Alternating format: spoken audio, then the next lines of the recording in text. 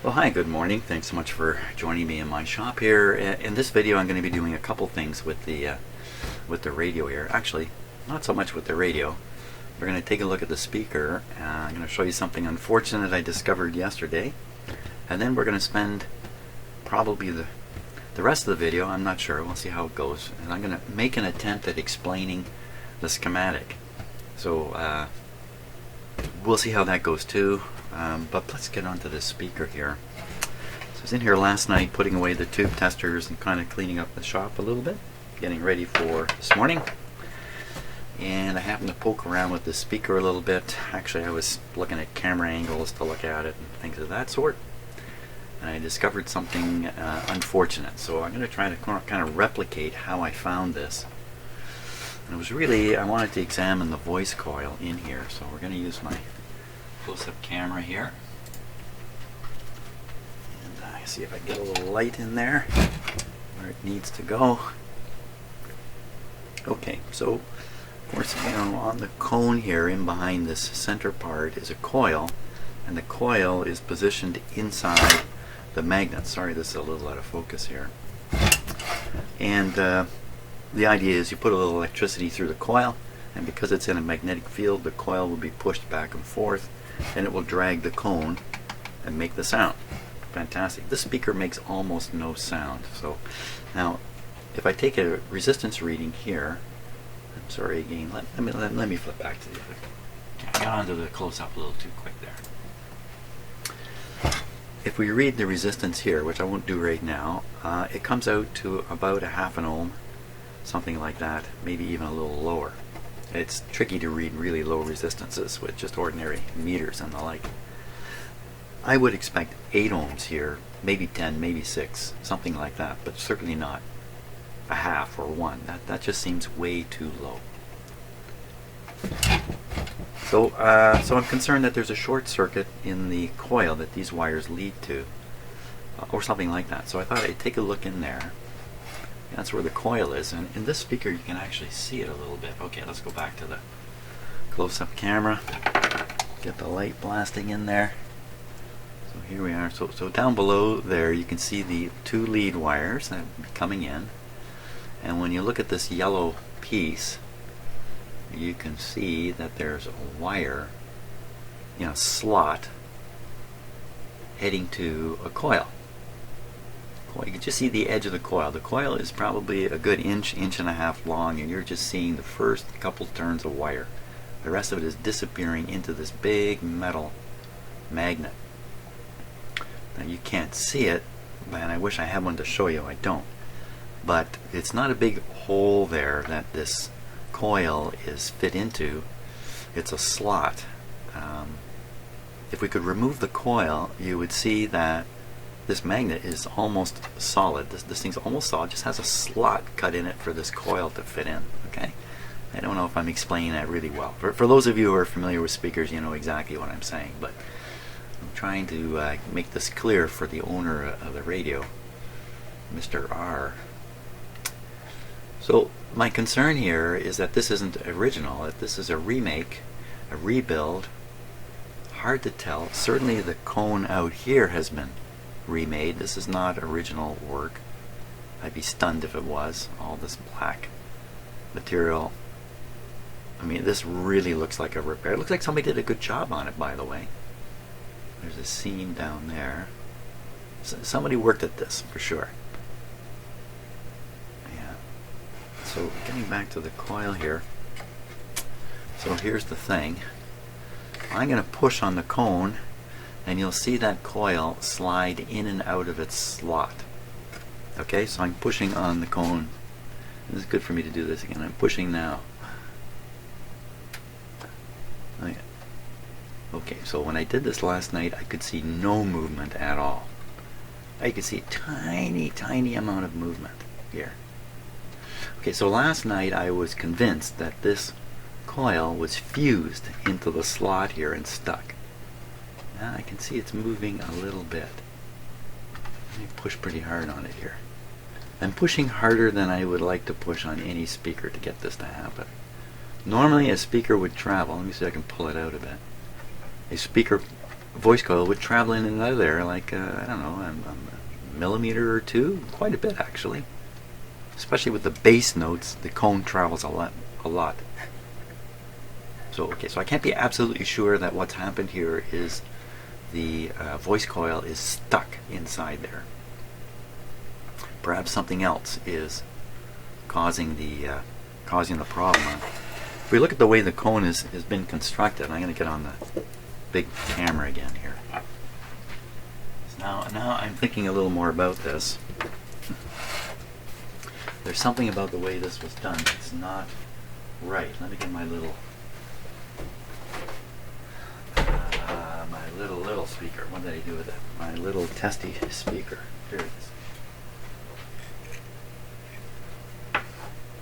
So when you look at this speaker, you look around the outer edge, you see that the paper is shaped in a very special way, so that this becomes very flexible in here, and the cone can travel. See that move? So look how much that one moves. And it's able to move because of the shaping around here. Makes it easy for the cone to travel. If you just brought this out and fixed it solid to the outside edge here, well, the cone wouldn't have any give in this point. It wouldn't move. Now you look at how this one's done, and you can see, especially if you look in here, there is no ridge. There is no ridge. It is brought out and just comes straight to where it's connected here.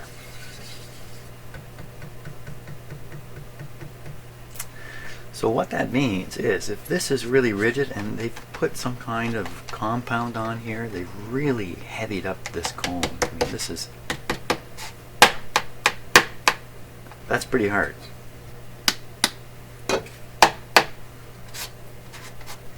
So I don't think there's any allowance for the cone to move. It's just being clamped solidly by this band out here. And what's going through my head now is, if I can remove this band, I can free the cone, then we can find out if it can really move or not, and if the restriction is out here, or the restriction is because of a fused voice coil. If it's a fused voice coil, well, how would that happen? Some kind of compound, glue, material, something that was used to construct the voice coil, slid into the cone, and that material has somehow dripped off, flowed, expanded. I don't know, something has happened. Maybe when the coil was slid in, it actually made contact with the outside of the magnet here, and maybe the material that was used, could be everything from varnish to glue, who knows what they used, could be pushing against it, and even in a small spot, stick, and then, you know, you'd have to shear it, and shearing is not the same as peeling, it's not the same as smashing. Shearing is really tricky to do. So that could be a little bit of gluey stick in here, and the thing is stuck kind of solid. That's what I was thinking. I'm kind of wondering if it's really this out here. Since I saw this morning, them re-demonstrating this, that in fact it does have a little wee bit of movement. Well, if it's this area that's holding it back, then I could push really hard on this, and we should see some movement of the voice coil and see some flexing out here. Wow. I don't know, I was pushing right here. I mean, I have the chance of just ripping this, damaging it if I push too hard. Yeah. You know what? I think it's this. I think the cone is so rigid that even though the voice coil is pushing, it doesn't have, this is not a powerful motor in here. It's a weak motor, so it's really looking for a cone that can move easily. So ultimately, what to do about this? Okay, so at the moment, nothing, because some of you are going to have some comments. Maybe there's an idea here that I can employ to fix this. I mean, one idea is strip away some of the cone here and replace it with a flexible material. Commonly on speakers, this is done with, instead of folding the paper here on the cheap speaker, you put some kind of special material right in here. Often it's a roll of foam. It's called, and the word for it is, it's called a surround. and that's what will attach flexibly the cone, the rigid cone, to the rigid mount. We have this flexible material here. Maybe I can do that. Maybe just throwing some ideas out here. I really have never worked on a speaker as such. Another option might be cut this away. So now the cone is free. Okay, it's got no support at that point, so it will tip down. The biggest problem with speakers is that the space for the voice coil you saw back here is really tiny. That's to get the biggest magnetic drive effect when you put a little current through the coil. It can't have a big... So consequently the clearances are really small. If the cone should tip, the voice coil will tip inside the magnet back here, and you get rubbing. And that makes a terrible distorted sound. It's wrecked if that happens. So if I do anything with this cone out here, there's a really good chance that the voice coil will be rubbing in the end. In fact, from looking at it, it looks to me like it's rubbing already. And even with all this work done to the cone over the years since this was done, may have drooped. Right? Droops in the back. Again, it'll fall into the magnet back here, and voice coil rubbing, or worse yet, it's frozen in there. Maybe it's just in such hard physical contact that's what's keeping it from moving. I don't know, But I know this: I'm not going to get anywhere with the speaker right now. So luckily, in this radio, I'm not sure luckily was the right word. I'll take that back. There's no luckily here. So the proper resistance of the coil, the voice coil in this speaker, is either going to be around 8 ohms or it's going to be around 600. So I suspect this is supposed to be around 8 ohms, not 600. But what that means is, if this radio is looking for a 600 ohm speaker, and I hook up a standard modern 8 ohm speaker, which is what I'm planning on doing, not this one, something better, then I will be doing something bad because the impedance of the speaker will be way off from the impedance of the radio. Bad, probably wouldn't damage the radio, but we're probably not going to get the energy or power transfer from the radio into the speaker if I mismatch the impedance of the speaker to the output transformer. Maybe when we look at the schematic we can sort this out. Maybe there's some hints on the schematic about what kind of speaker is supposed to be in here. And maybe I'll have to do it through experimentation. I have one 600 ohm speaker here that I could. It has connections like this. It's a vintage like this. It's really meant for radios from back then. And maybe in the end we're going to end up using that, which is another crummy speaker, but at least it has some volume. This thing has no volume. So to make it clear, what I hope to do is continue working with the radio, testing the radio, but use an alternate speaker from now on. The benefit of that is, if you grab a modern speaker, well, they work really well. They sound great. This guy probably never sounded really great. Probably had trouble with bass, low bass. But our new speaker will do much better. And the end result is, with an old speaker in a great radio, you're going to hear the old speaker. This is what you hear. You don't hear this. You're not supposed to hear this. You're only supposed to hear the speaker. So that's the story there. So a little disappointing, but we're not completely out of the park yet.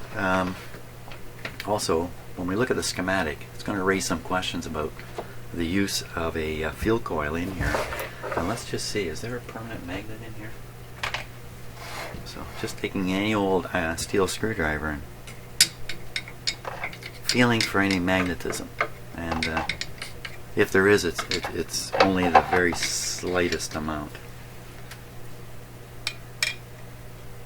There's definitely a permanent magnet in here, but you see, because it's encased here, I can't really feel it. So maybe this test is bogus here. No hint. So I think there's no permanent magnet in here. And so part of the way this works, because it needs a magnet for that coil to be pushed within, is you have a coil another coil in here, a big one, that turns this into an electromagnet. Then you got to run some current through it, create the magnetic field, voice coil moves. That's why you've got voice coil for the signal you're going to listen to, and this other plug is the one that carries the power to create the electromagnet. Okay, enough. Situation here with the switch. Okay, so this switch is finished. It's broken inside. It's never going to be of any use anymore. Did I say this already in another video? Maybe I did. I have an alternative switch waiting. In the meantime, I've simply bared off the switch wires and put a connector onto it. So this radio is now permanently on for the continuing while I continue in my shop. So I think from here we're going to switch to looking at the schematic and see if I can explain it. Okay, so first I'd like to thank one of my many kind viewers who dug up this schematic for me. This was not easy to find because the radio itself has Eveready on it here in my shop. The speaker we were just looking at has the word Eveready on it also.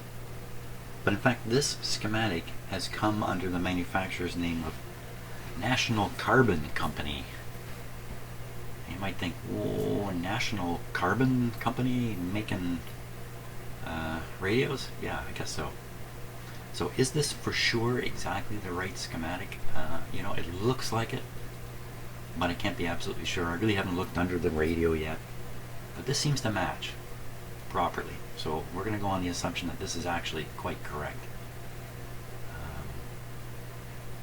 30C.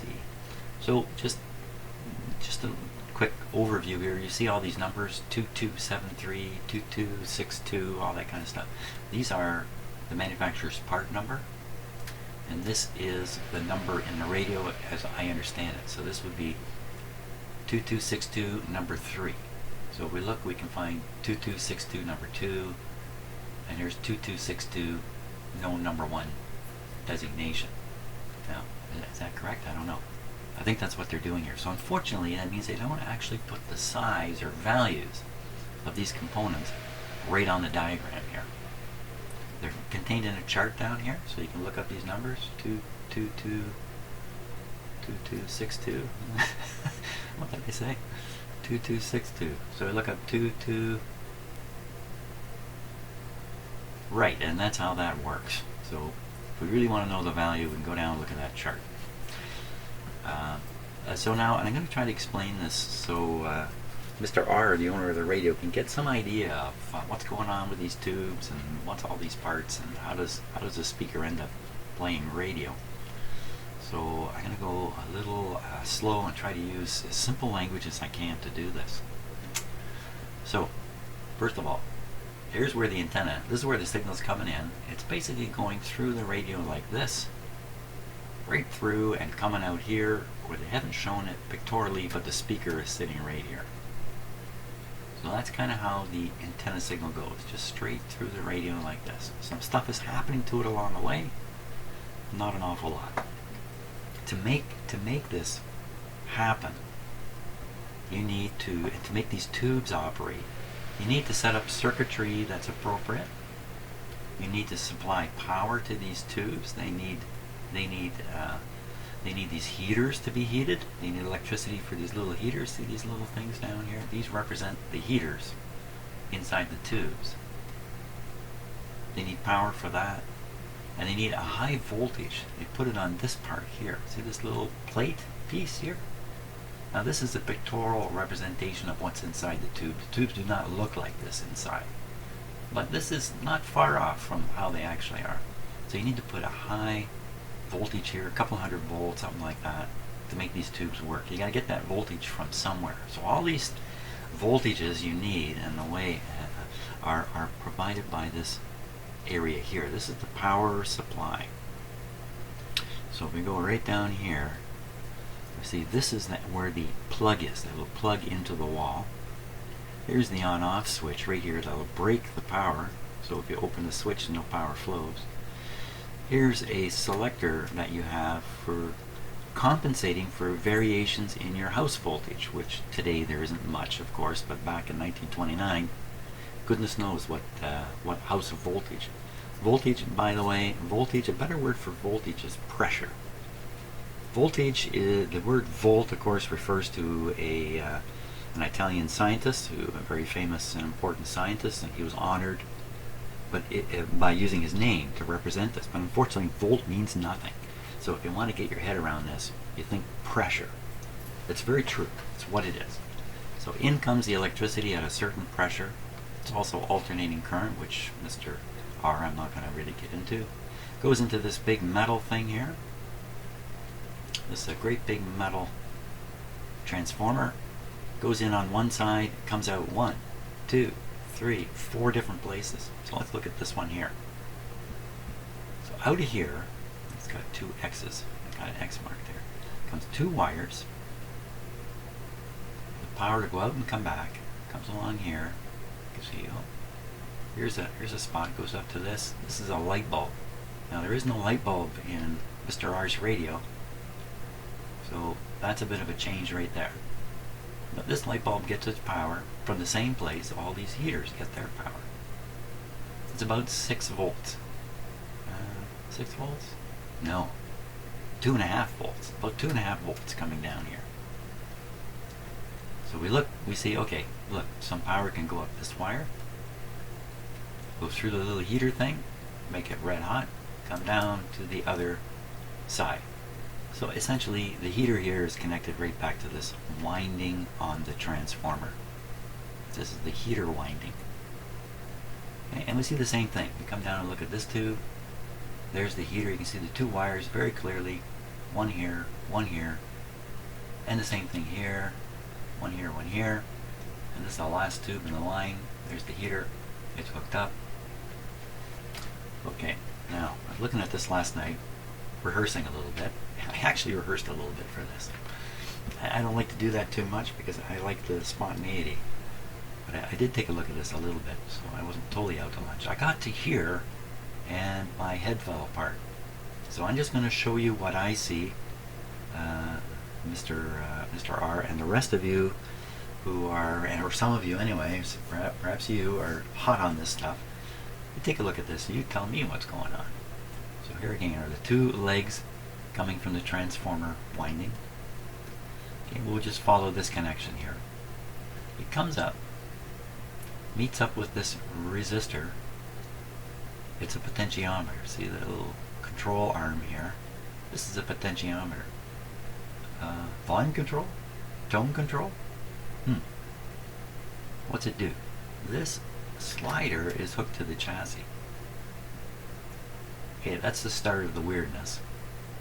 Let's carry on. We'll follow this up. It's a little tricky to follow it through here because the diagram's a little tricky, but it comes right up, right into the heater, out of the other side of the heater, jump over here, come down, and this is where things go totally wrong.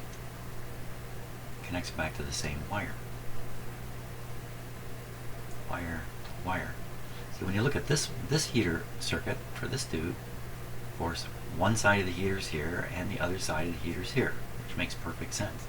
If you connected this wire here, you'd have nothing. You'd have no power going up here. There'd be no... And that's what this looks like. Except for this control, this variable control, which goes to the chassis. Okay, so, you know, for those of you who are a little more advanced, okay, now we're hooked up to the chassis, so who cares about that? If you follow these lines,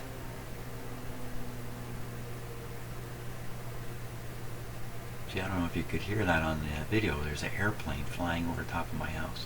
So I'm looking for some connection to the chassis other than this one. Is there another connection to the chassis anywhere? Is there anything? Capacitor, any part. Okay, so here's this thing. There's absolutely, I've looked at this about 5 times now, there is no connection on the 2.5 volt heater winding to the chassis apart from this. So the way I'm making sense of this, it's a real stumbling block here in trying to sort out what they're doing in the schematic. I think they made a mistake. They either made a mistake with how they've shown this, or they made a mistake with this. This should really be connected up here. There's something wrong in this. This is what I'm concluding. Without paying attention to exactly how it's wired, in some radios, the volume is controlled by controlling the temperature of one heater, or sometimes all the heaters, in the tube. In the earlier radios, it was all the heaters. The volume control was actually a heater level control, temperature control, really, a temperature control on the tubes. The hotter the tube, the better it can work. That's kind of a very, very generalized statement. So if this is the way the volume control is done, then as we turn the volume control, this tube heater goes up and down, gets hotter and cooler. And that controls the amount of power, signal, flow, whatever you want to call it, controls the amount it can get through this tube. So if you turn down the heater, radio gets quiet. Turn up the heater, radio gets louder. Is that what's going on here? I don't know. It's just, this is a ball of confusion. That's what this is. Okay, so I've dwelled now. Now there's other tubes that need to be heated, but their heaters are not connected to these lines. They have their own windings. So let's go through here. Jump up to this one. So this winding supplies power to the heater in this tube. This is the number 80 rectifier tube. Okay, that's very typical of radios. And then there's another winding. This one here. And this winding supplies power to the heaters in this tube and this tube. And these are the audio output tubes in a push-pull configuration with a center tapped output transformer feeding the speaker. Get that, Mr. R? So we come back here, we see a tricky arrangement where there is a resistor and a resistor. These two resistors are the same value, and in between is a connection through a resistor to the chassis. And there's a capacitor here too. So what we have here is a technique for biasing these tubes. So in a simple sense, you have to have the right pressures on all these elements, on the heater, on the grid, and on the plate. You have to have the right relative pressure, electrical pressure, for this thing to push current through the tube. So in order to create the right kind of pressures here to get the effect that's desired, this resistor is used, and these two are used to balance things out between these two tubes. That's probably the best way I can say it. So this is something that if this is a little out of whack, I think you would end up with a hum coming out, I think. Okay, so things get weirder though. Let's stay on the power supply. Now we'll look at the high voltage part of the power supply. One of the things these tubes need, and by the way, tubes are particle accelerators. That's what they are. Back in 1929, I think by then it was well known that there was a number of subatomic particles, an electron, proton. I think they knew about the neutron. I think they were getting all this stuff. The electron was discovered very early in the late 1800s. But the rest of the particles, well, you know what? The final particle has only been discovered or proven to exist just in the last couple of years at the CERN particle accelerator. The CERN particle accelerator is a little bigger than these ones, but you know, they're you know, when you look at the history of radios and stuff like that, it's all tied into particle physics. So we don't normally think of tubes as particle accelerators, but if you do, it's a very exciting way to look at these things. Okay, as opposed to some old stupid tube. Transistors, boring as all get out. Tubes, pretty exciting stuff going on in here. So a particle accelerator, they're accelerating electrons through the tube.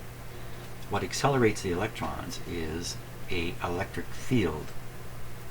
They will be caused to fall across the electric field. That's probably the best way I can put it. and they will fall into this plate here. But you need a high voltage, and the transformer winding here will produce a high voltage. In many radios it's 300 volts, something like that, and this one's probably a lot less, 100, 150, I don't know. Maybe there's a note. I haven't seen a note. Something like that. And then without getting into it, this tube and these two capacitors and this choke coil are responsible for changing the quality of the power to make it suitable to be used in the radio. I won't go into what they're doing. Anybody who's into radio knows what these are doing. So the interesting things to look at here, and this is a bit of an eye popper for me, this. So this guy, I think, represents the terminal on the back of the radio into which you plug one of the two speaker wires. We're going to take a look at the radio in a minute, and then I'll show you all these parts. So in most of these older radios, the speaker coil that is essentially plugged into here is actually this, sitting right here. They sort of utilize the speaker to make the sound you're going to hear, but they also utilize the speaker as a component in the power supply, the filtering component in the power supply. But not this radio. This radio has a separate inductor, choke coil right here, and then the smooth power is then sent through the field coil of the speaker. The field coil being the electromagnet part of the speaker. Okay. So what's weird is if you just let your eye come down here a little bit and look at this thing. Okay, so what is this? So there's a switch here. That looks like a switch to me. Is it a switch? Okay, just to warn you about something about the schematic. Jump over here. See this number? 436? Well, the number is actually 2436, and the 2 is missing. What happened to the 2? Who knows? Was it ever there? Sure. It's missing now. What else is missing on the schematic? What else has fallen off the page? I don't know. Did something fall off the page right here? I don't know. There's an asterisk here and here. So they're saying something about these parts. Let's go look at it. 2365. Does that show up in the list? 2364. 23. And once again, it's not going to help me. So, frankly, I don't understand this myself. I don't get it. Perhaps there's a connection right here. I do get it. Okay, I got it. I got it now. So I missed this when I was rehearsing last night. So you see how if there's a connection, they put a little dot there. The dot is hard to see here. They use the jump technique to show when there's no connection, and the dot to show a connection. So what's going on here is that this schematic shows that there's an internal opportunity to close this switch and then not require the field coil. Not so much not to require it. Let me start this over again. The speaker that's come with this radio is a two-part speaker with a field coil electromagnet and the voice coil sound maker. Most speakers these days just have the voice coil and a permanent magnet rather than an electromagnet. So depending upon the kind of speaker you want to hook up to this radio, you either open the switch, push some current through the field coil to operate the electromagnet on the speaker, or if you don't have that kind of speaker, you close the switch. In place of the coil is this resistor. And the radio will continue to work fine, no problem at all, because the electricity will carry on into the radio through this bypass. So where this switch is on the radio, well, we're going to take a look for it.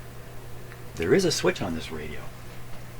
I thought it was this guy.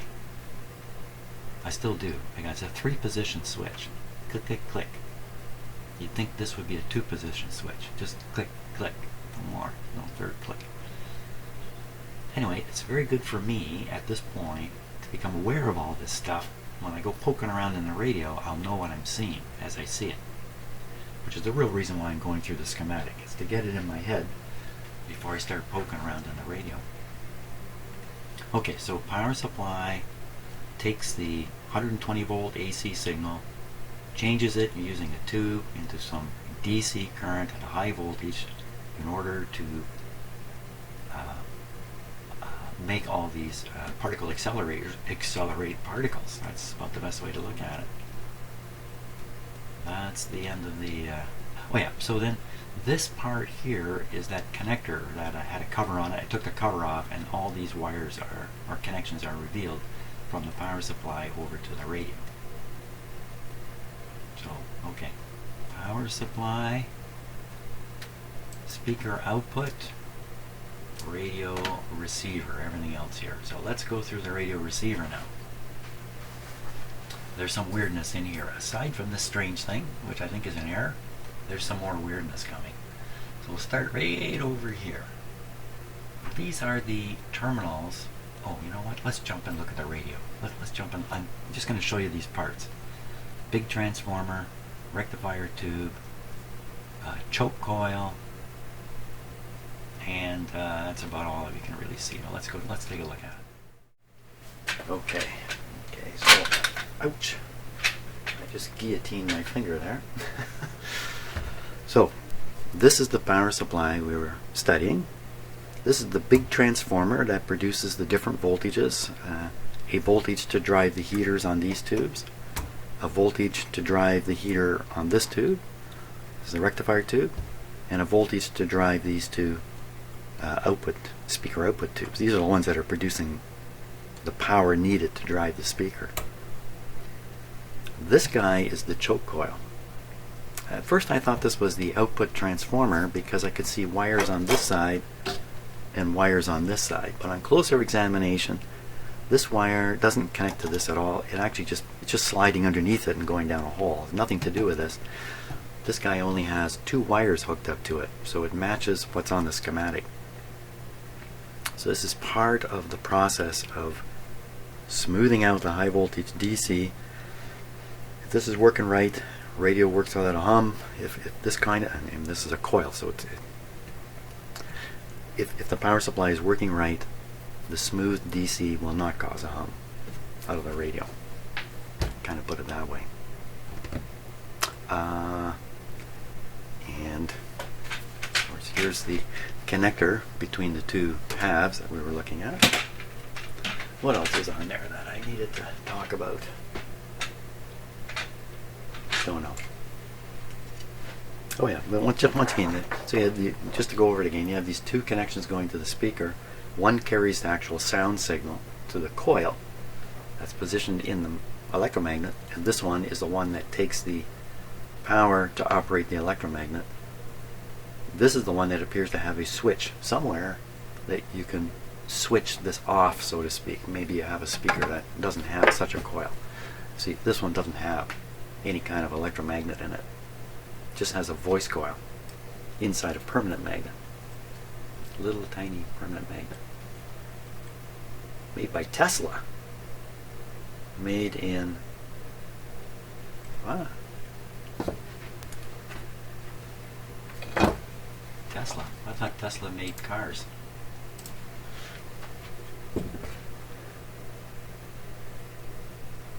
Made in Czechoslovakia. And of course Tesla is, he was born in Europe. I don't know if he was born in Czechoslovakia. That was somewhere else. And Czechoslovakia doesn't exist anymore. 8 ohms.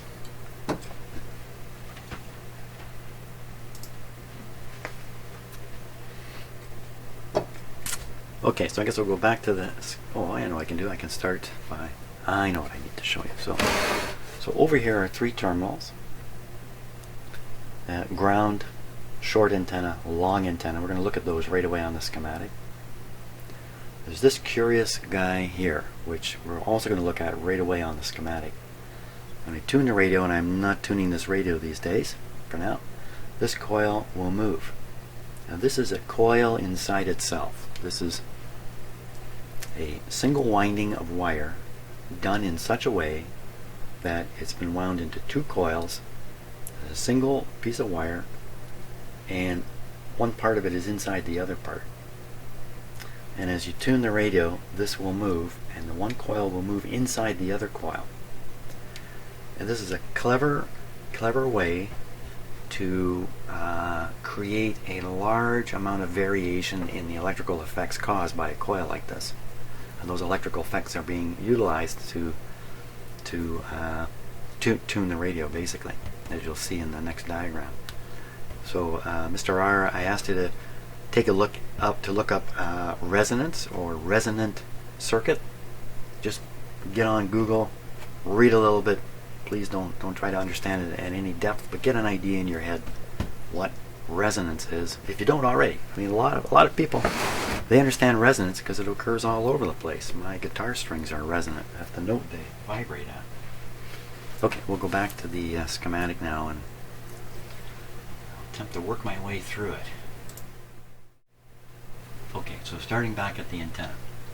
Those 3 posts I showed you, one of them is a ground post. See, this one just runs right down to the chassis here. This represents the metal chassis, this part here. The other two terminals, one goes straight on down here. The other one passes through a capacitor before going straight on down here. So I'm going to guess short, weak antenna hooked up here, more signal goes. Long, powerful antenna hooked up here, a little less signal from it comes down here. You might say, well, what's the use of that? Big long antenna, and then you're throwing away some of the signal. Well, not really. You're throwing away some of the signal and some of the noise, and you're ending up with, ultimately, a better signal to work with a longer wire. Yeah, these radios, bigger, longer, higher antenna. Longer, higher antenna.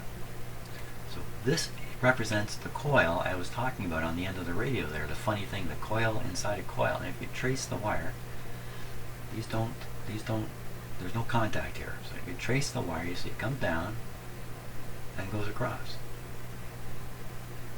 So now you won't find these in modern radios. This is a big clumsy component. It's expensive, requires adjustment, tuning. Initially it's a problem, but back in 1929 this was a very common feature of radios, and this is called a variometer.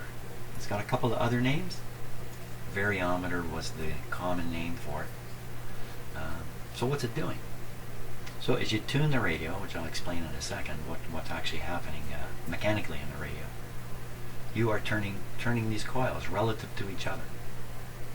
And so all I can say, Mr. R, is that this changes the impedance of this coil arrangement a lot. You're going to have to read a little bit about that. I can't make you into a radio expert in one schematic.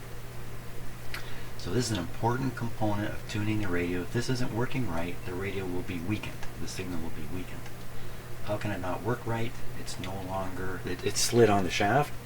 And this radio, I can't do it now, but I was turning the tuning knob and I noticed this thing was not turning at times.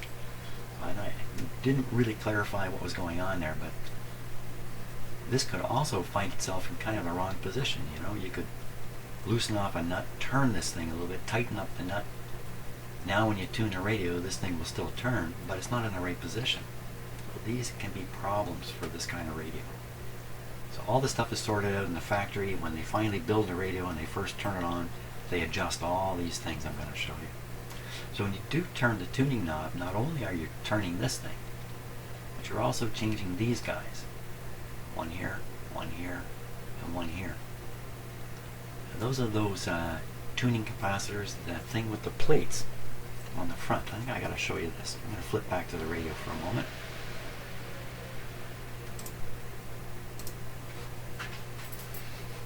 Okay, so what I'm talking about are these plates. And as you tune the radio, in a sense, the same way this coil kind of turns into itself, these plates mesh among themselves.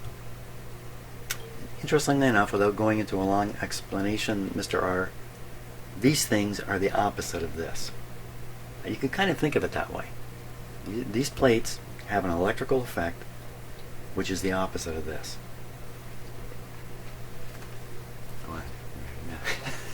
Don't think I can explain it any better. So, incidentally, this part is dealing probably with this tube. This part is dealing with this tube, and this part is dealing with this tube. Now that's not quite the right way to say it, but so you can start to see that there are stages in the radio that's happening, and this is really 3 identical radios in a row.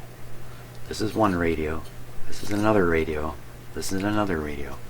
They all need to be tuning to the same thing for the thing to get all the way through it. If these things are out of alignment, which can happen due to physically being out of alignment, or you can't make these things exactly the same, no matter how hard you try, there's small variation between these. They look identical, but electrically, even if these plates are just slightly different, they will not match exactly. Then you'll have this part of the radio tuning one signal, and this part tuning another, and maybe this part tuning a third. The result is virtually nothing gets through. These all have to be tuned to the same thing. And in order to achieve that, there are trimmer adjustments to compensate for the variations in these parts. Here they are here. So these are the trimmers to compensate for slight differences. And that also includes the wires that you can't see that are leaving here, and some coils that you cannot see right now. They're underneath here. Big honking coils. All of which cannot be manufactured absolutely precisely. So I put the radio together, close, test equipment onto it, make these adjustments, get everything aligned, and the radio signal will make it all the way through the radio. Typically in an older radio like this, a couple things have happened. One is somebody's fiddled with these and they have not followed the proper procedure, didn't use equipment or test equipment. They're doing this and listening, they don't know what they're doing. Next thing you know, these things are out of alignment. Really hard to get them back into alignment properly. So that's one thing that happens. Another thing that happens is the components associated with this change over time. You can't imagine these plates changing over time. They probably haven't. It's probably exactly the same as they were when they came out of the factory. It's kind of the same thing with this. There's other components in here which are affecting the operation, capacitors in particular, which do wear out over time. They wear out from moisture entering them, and then the moisture causes chemistry, and the chemistry ruins their effect. You even short them out inside. So those things over a long period of time, and this radio was meant to be maybe be used for 10-15 years. It probably got used for 5 years because the change of technology was so fast. Far superior radios came out. Beyond 15 years, nobody dreamed of this thing still working, and here we are 90 years later. You can bet things have drifted around in here. Sometimes even the vacuum tube, changing a vacuum tube, can unsettle these circuits, and they have to be trimmed back so they're aligned. So that's kind of how that works. Now, for those of you who are radio aficionados, I'm driving you nuts here because this is all well known to many of you who are watching these videos. But some of you, maybe you're just getting into the hobby or something like that. Maybe you're really on the front end. Maybe you got a radio like this, you don't know anything about it. You're watching my video. Maybe you're going to pick up a little bit. But so I'm sorry. I kind of toned this one down for Mr. R. Did I say Mr. M? I hope not. Mr. R. Back to the schematic now, and we'll carry on through the radio. Okay, so now you should know, Mr. R, that there are a lot of things in here that have to kind of line up in terms of what they are tuned to. So we're going to take a look at those. So this one. Oh, no. Okay, we can ignore. I think we can ignore ignore that. I don't know what it's doing. Let's talk a little bit about this first tube and what a tube is really doing. Now, I told you it's a particle accelerator. I'm gonna boost this way up here. There we are. So you see, these represent parts that actually physically exist inside the tube. So this is the heater. Around the heater is a metal sleeve. This is the metal sleeve. It's quite kind of drawn it like this. they don't actually touch. See, it's more like this. This is a better representation of it. The heater gets hot, the sleeve gets hot. All the heater's doing in this tube is heating up this sleeve. It's a thin straw-like tube with a wire hooked up to it. It comes out the bottom of the tube. So that's what that is. Then around this, not showing the way it is here, but around it, surrounding this tube, sleeve, is a cage. This represents the cage. The cage is made up by wires spiraling around this tube. The wires are like a window screen. They're not tight. They're spaced out so stuff can go through the screen. Screen is a bad word to use right now because there is another component in the tube called a screen, but not in this tube. But you can think of this as a screen. This is actually called the grid. That's the name for it. So it's sitting there in the tube surrounding this sleeve. It'd be better if I had a real picture here to show you, but you can look this stuff up, Mr. R. This is also a sleeve. This one goes right around the whole deal. So you basically have 3 or 4 concentric items here. Heater in the middle, cathode sleeve around it, grid screen around that, plate can around that. You can see this can. When you look in the tube, you usually are seeing this can. Now, just to confuse the deal, in some of your tubes, this can is a screen. Okay, it's not the same as this. It's just they chose to use a screen in some of the tubes for reasons that I can't recall now. In some of your tubes, this is a solid metal can. So does that confuse you enough? Now, you put a high voltage on here, causes a voltage gradient all the way from here to here. Electrons that are being pushed off the heater and off the cathode slide across this field and crash into this plate and then go out the wire. So it's electricity flowing along here, up here, off this thing, through space, onto this, and then out. So that's great. Now, what's the use of that? Well, it's all about this grid here. Because this grid, this screen, this thing that the electrons are flying through on the way from the cathode to the plate, can be used to control the flow of these electrons. So if you put a little electric charge on here, a little bit like a magnet, but not quite, this charge will influence the flow. So let's say you put a negative voltage on here, electrons are negative, they come close to this grid on the way to the plate and they get pushed back. Not all of them, some of them. Some of them are moving very, very fast. They can make it past here. Others are moving much slower, and this is enough to repel them back or stop them from going through. Alternately, if you put a positive voltage on here, you'll actually start pulling electrons forward. Now, to deal with these, this whole thing about tube biasing, I don't know if you've ever heard any of this kind of stuff, is all about getting the voltage on this grid right. You don't ever want this actually positive. You don't want any electrons that are flowing through here to get onto this grid and disappear. That's a waste. That's a waste and a problem. You really want them all to get onto this plate. So, Mr. R, hear me now? Here's the signal path that the antenna signal is taking. It's traveling along this wire. It's reaching the grid. Can't really go any further. That's the end of the deal, more or less, for the signal from the antenna.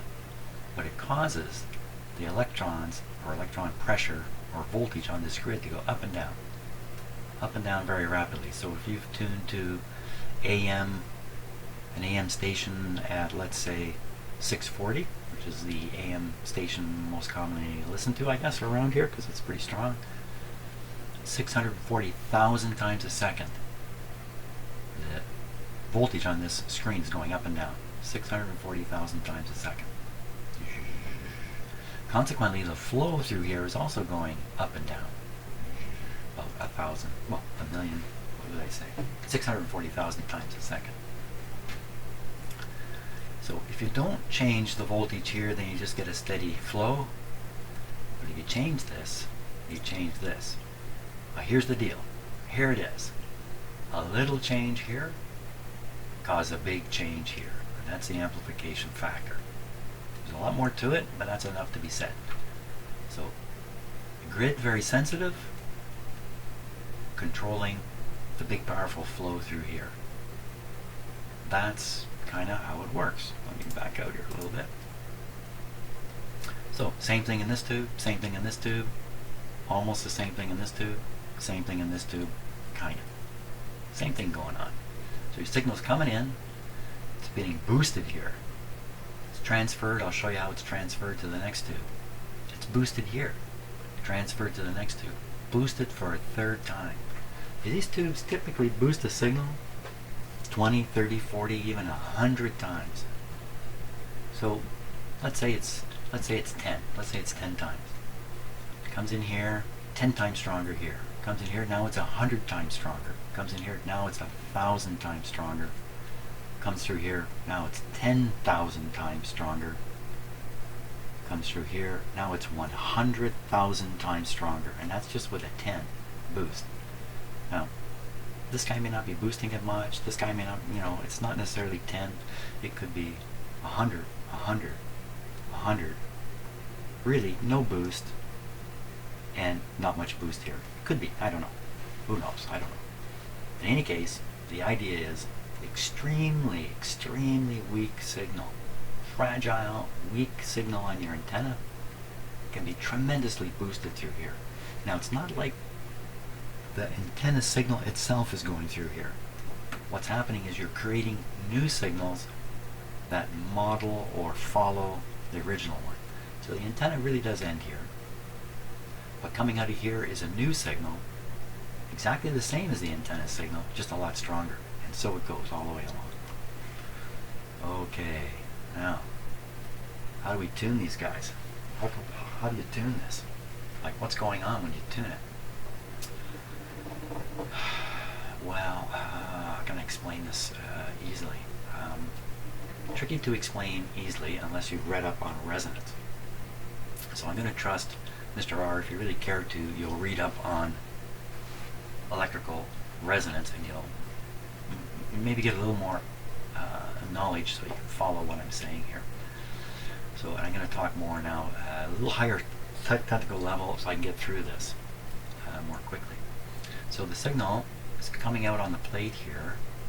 It's going through this transformer. They've shown it pictorially. It's kind of interesting. They flip this coil around. See the wire come down and then the wire go over. Why would they draw it that way? It's a lot easier to just why do they draw it like this? They're trying to indicate to us what's happening with the direction of the alternating circuit, alternating voltage that's coming through here. Trying to let us in on something. So this is just a transformer here. A little bit of power in this coil makes power happen in this coil. Power being a bit of a big word at this point. There's not much power here. And they show 3 windings here and about 10 there. They're giving you a hint that this is a step-up transformer. You're more or less converting current here to voltage here. I can kind of put it that way. Voltage, look, comes over. It's onto the grid. So this guy gets excited. This guy gets excited with him. And next thing you know, this grid is going. It's going stronger than this one went because it got boosted. And it boosts the signal through here. Same deal. Here's another transformer. It's exactly the same. In fact, look. This. It's the same thing over and over. It's 3 identical front-end radios, if you like. Now, as you're tuning the signal, you need all these parts. That's a bad way of putting it. Okay, let's just concentrate on this for a minute. So here you see a coil. Now this coil is buried underneath your radio. We haven't seen it yet. And this is a tuning capacitor, those things with the plates I was putting my hand on. These two guys work in conjunction. Now, the best way I can put it is, all radio signals coming in here except for one type will see these parts as a short circuit to the chassis. So let's say you got the radio tuned to 640. On this antenna is not just the 640 signal, there's a million signals on there. Everything you can think of, cell phone signals are on there. Everything under the sun is on this wire. 60 cycle interference is on it. Everything's on it. It's all presented to this grid. It's all amplified and shoved onwards. When it gets to here, where you have this tuning capacitor and this coil, and see they're actually, look, they're hooked right together. Think of it as being in parallel. They're hooked in parallel. The result is all those signals just shoot through this coil, or through this capacitor. The low ones shoot through the coil, the high frequencies like cell phones, how they shoot through this capacitor, and they all just shoved into the chassis. That's the end of them. So that would be the end of it, except for a funny situation with this capacitor and this coil. Remember I told you these guys are electrically opposite to each other? That's one way to think of it. There is a certain frequency, in our case it would be 640, that won't fall through these components and hit to the chassis. Instead, when the 640 signal reaches the bottom here, it's trying to get up to here to go to the grid, and it sees these two parts. Wow, I know. Just realized I kind of boxed in my explanation here a little bit. Let's just say the radio signal will not be thrown away. That particular signal will be allowed to pass. Now that's really not an accurate description of what's happening here, but it's good enough. So out of this side comes 640, everything else thrown away. Well, not completely thrown away. 630 might get through, 620 might get through, 610 might get through, you know, but at some point what is getting through is very, very small. Diminished, what's the word? Disappearingly small. Can't think of the right word. But you do it again. There's the capacitor, there's the coil, and you do it again. And each time you do it, 640 comes through pretty easily, and everybody else is getting beat up. So eventually when you get to here, 640 is still quite loud. It's made it through. Everybody else got thrown into the chassis because of the way these components resonate. There's another trick in here for radio enthusiasts. You see how this coil is broken into two pieces, and there's a tap right here. And I'm sure they're showing this coil in a different angle from this one for a reason. Okay, and they're trying to tell you something. I don't know what. So what's going on here? What's signal coming up? It'll get through this capacitor and get back on the grid. So hey, they've taken some of the output and shoving it back onto the grid. Now this can be done for a couple of reasons. One is this actually makes the radio more sensitive. Another one is this can make the radio less sensitive. I'll leave it at that. But it's a very important component, and in the last similar radio I worked on, this was an adjustable component. It doesn't look that way on this schematic. If it was adjustable, it would have this little arrow here indicating it's an adjustable. So I don't know, we'll have to hunt these down because you want to control the amount of signal you let leak back to the grid. So I won't go into the reason for that, Mr. R, but it's something called feedback. You might be familiar with feedback in a microphone and a speaker, and that horrible squeal we've heard you hear when you use a microphone and a speaker to get them too close. Something like that's going on here. So now we're all the way to here, and what do we got? Right at this point we've got basically a new powerful signal that exactly matches, in this case 640, that's coming in on the antenna. Goes through this transformer. Now it's fed over here. I'm going to have a hard time explaining what's going on here. Very, very hard time because Mr. R, you're not an electronics person. So again, I'll describe this for those who are into this kind of stuff, this part's worth looking at. So in these old radios, in order to achieve a correct bias on the grid, they use a technique called grid leak biasing. So without getting into a long explanation, a charge can develop on the grid from the flow of electrons shooting through here. Some of them make it to the grid. That can charge the grid up. You want to get rid of that. Use this resistor. Go down to ground. But if you do things just right, throw in a capacitor here, you can actually elevate the charge on this grid to a beneficial bias level. Let me put it that way. Stronger the signal, the more bias you get. Kind of an automatic thing happening here a little bit. This is a technique that was figured out very early on. It will certainly never be used by the time you get to 1932, just a couple of years beyond this. This technique was abandoned because of the problems with it. So that's what's going on here. Grid leak biasing.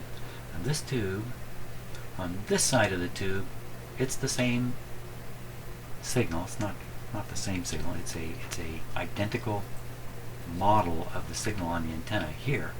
But when you get over here, it's not anymore. So this tube, through a process of rectification, enables the removal of the 640 kilocycle signal. And you're like, oh, wait a minute, that's what we're trying to hear. Not really. We're not trying to hear that signal. We're trying to hear variations in that signal, variations in strength. So at any given moment, the 640 signal is getting stronger and weaker very, very rapidly. Well, to match your voice, to match my voice, let's say, if it were music.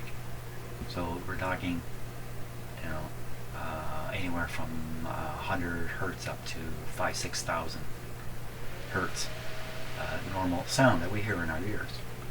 And so the 640 kilocycle or kilohertz signal, 640,000 cycles a second, is not just coming in steady. If it did, you wouldn't hear anything. It's being modulated by the program material so that its strength is going up and down. And that's called amplitude modulation, because you're changing the amplitude of that 640 signal. And that's really what you want to get coming out of here, is the variations in the amplitude. So the trick in doing that is to use a rectifier and do away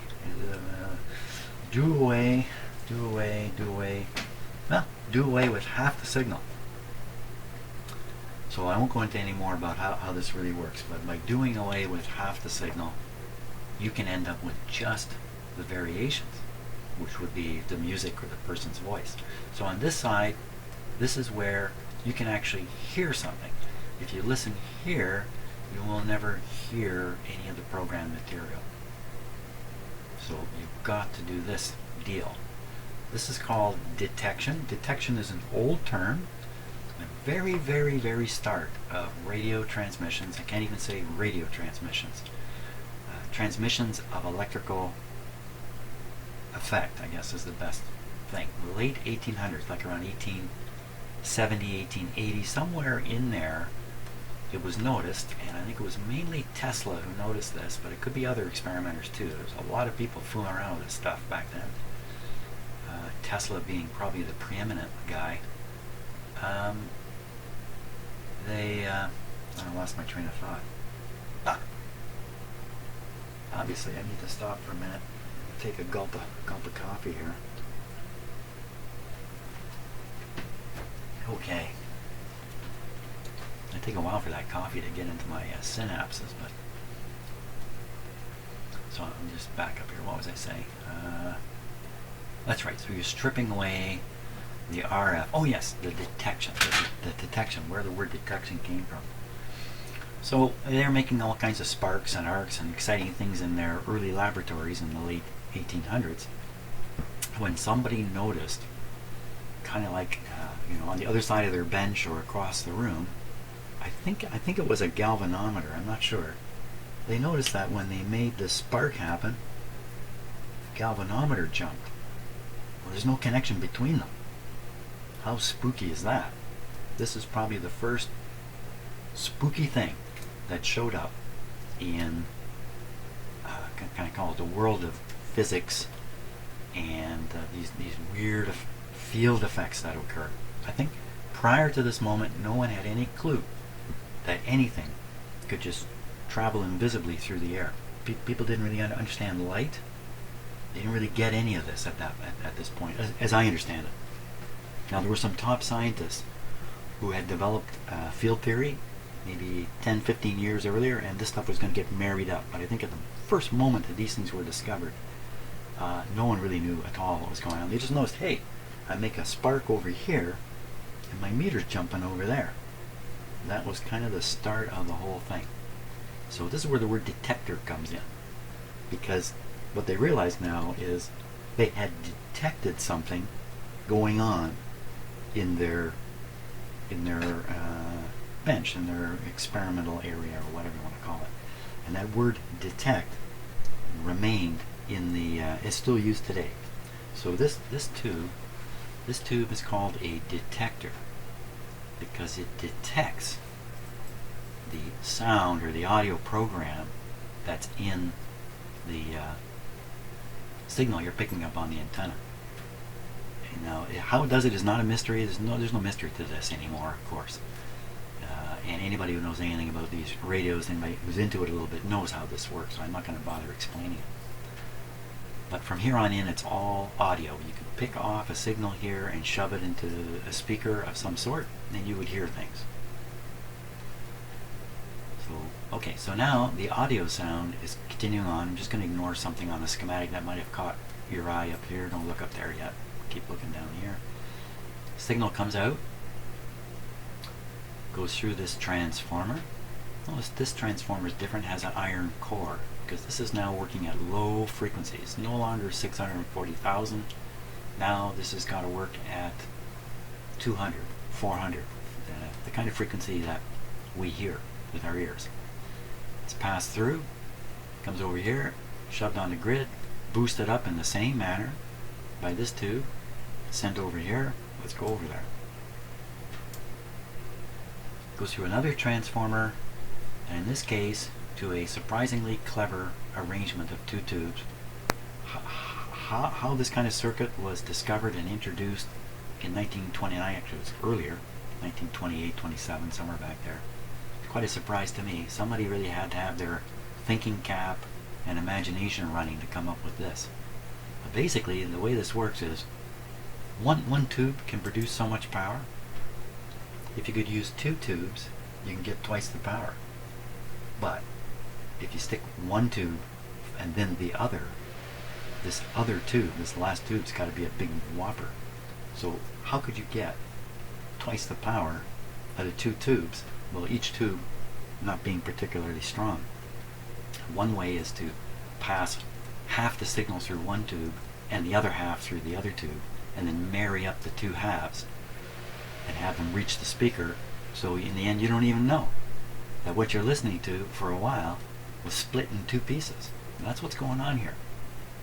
And this is typically called a push-pull amplifier. Half the audio signal, and I can say let's say the upper half, if that makes sense. Maybe it doesn't, but for some of you, of course, this is old hat here. But the upper half goes through one tube, the lower half goes through the other tube, and through the simple use of this transformer, those two halves get presented to the speaker as if they were never split in the first place. So it's a really interesting arrangement here. Surprising to me again that this was developed so early on. So you want to buy a radio that's going to make the speaker go loud. You want to look for one with a two-tube push-pull output. This circuit is still used today all over the place. Push-pull arrangements done with transistors, everything. There's some other benefits to doing this, but I won't go into it. So there you are. We reached the speaker here. So just to go over it again very quickly, very high level, antenna signal comes in, gets stronger, stronger, stronger. Here the high frequency radio waves are tossed aside, but the audio program material carries on, continues through the rest of the circuitry. The signal strength, if you like, or the power in the signal here is very low. It needs to be boosted. Goes through here to give a bit of a boost, but really it gets boosted mostly in these two tubes, and then it drives the speaker and we all listen to it out here. So power supply to make everything work, and that's about it. That's really about it. All this other stuff is not worth going into. I'll just say that is probably, what is that?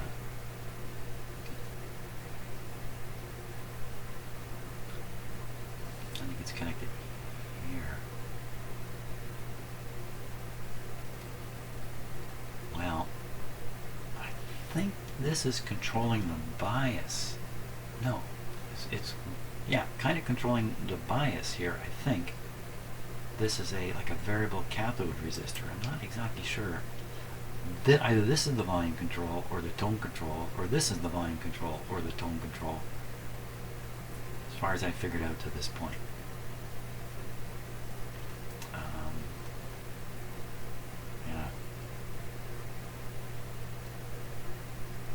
Yeah, so what we're, oh yeah, so one, that's right, I know I'm hanging on here, there's one more thing to look at. So we come up to the top of the stack of resistors here, we follow this wire up, hops over and goes to, what? What is that? 2281, I'm sure it's not going to show up. And then 22, yeah, no 2281 in here to look at. What is that? It looks like a connector. It looks the same as the connector here and the connector here. It's another connector. And this looks like a switch. You know what I think this is? I think this is the phono input. I think this would be the phono input. Yikes. There's high voltage here.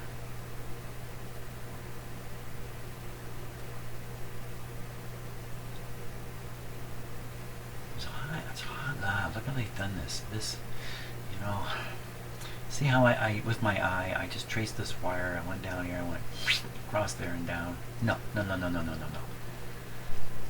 It's joined here. I'm pretty sure this is joined. And it would have been wise to draw this. This is my drafting experience coming out. They should have drawn this wire there and this wire leaving here, so it doesn't look like it's straight across, or people like me get fooled all the time. So the way to see this is that this terminal is connected to this and to this. So you put a signal in here, and you're actually putting a signal across this transformer. So you put in your phono cartridge audio signal, goes through here, comes out the speakers. Switch here. Now I don't think this is on your radio. I haven't seen such a phono spot on your radio, but maybe I just haven't seen it yet. Maybe I did see it, come to think of it. It's a little weird how it's involved so directly with the high voltage. There's going to be 100 volts or something like that here. Well, maybe not. You know what? Maybe not, because this is the detector and you don't need this high voltage in this particular tube. These are all the same tubes. Just because they're the same tubes doesn't mean they're being used the same way. These are all 27s here, but they're not necessarily being used the same way. This one's being used very differently. So that's probably the case. There's probably very little high voltage here. So doing this, I'm sure it's not as neat and tidy as it could be, but this is early days for radio technology and that. So here's a way they figured out to basically the audio signal coming out of here from the radio can be replaced with an audio signal coming from your record player. The volume control has to be associated with something further on here. Where, oh where is the volume control? I don't know.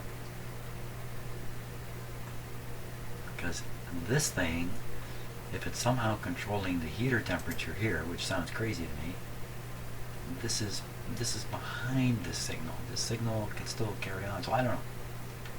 I don't know how the volume control works. But that's okay. For now, we don't need to know everything. So I hope that explanation didn't bore you to death. Time for us now to do something with the radio.